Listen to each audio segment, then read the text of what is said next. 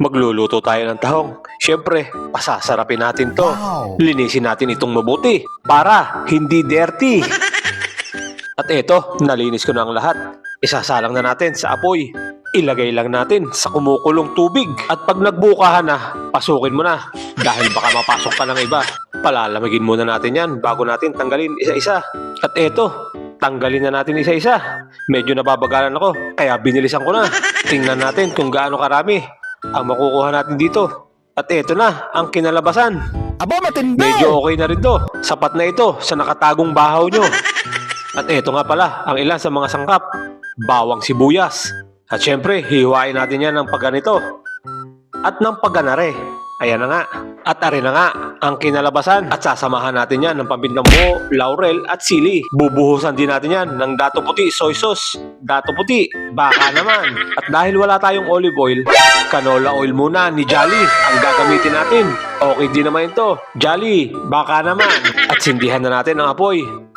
Painitan na natin ang kawali. At syempre, lalagyan na natin yan ng canola oil. Medyo marami nga lang pala ilalagay natin dyan. Ihulog na natin ang sibuyas. At syempre, imekos-mekos mo na yan. Isunod na natin ang bawang. Syempre, mekos-mekos pa rin yan. Para hindi masunog. Ilagay na din natin ang pamintang buo. At isusunod na natin ang sili, pampagana. At ayan na nga, ang dahon ng laurel. 5 piraso yan para medyo masarap. At bubuhusan na natin yan ng dato puti, soy sauce, ang pangpalasa. At syempre, imegos-megos na yan ni Insen. At itornado na din natin para lalong sumarap. At ilalagay na nga natin ang hinimay nating tahong. Antayin natin kung anong kalalabasan na luto na rin. Ay Diyos me, imegos-megos mo na uli, Insen. Mekos na yan, no problem. Mekos mo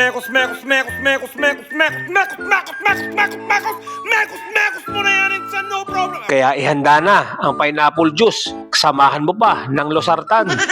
At ari na nga baga, ang sinasabi ko, ay Diyos ko po, Rudy, ihanda ang bahaw. Ay kung kumakain ka na rin, ay siya, tara, sabayan mo ako nang tayo'y magkaigi. At syempre, pwedeng-pwede rin yan, pampulutan ng ating mga kaibigan. At ari na nga, lalantakan na natin kasama ang bahaw. Kaya sabi ng pinsang ko, ay siya, tigme. Ay sige, ipalo nyo na rin ang pinsang ko, si Josel Tuason.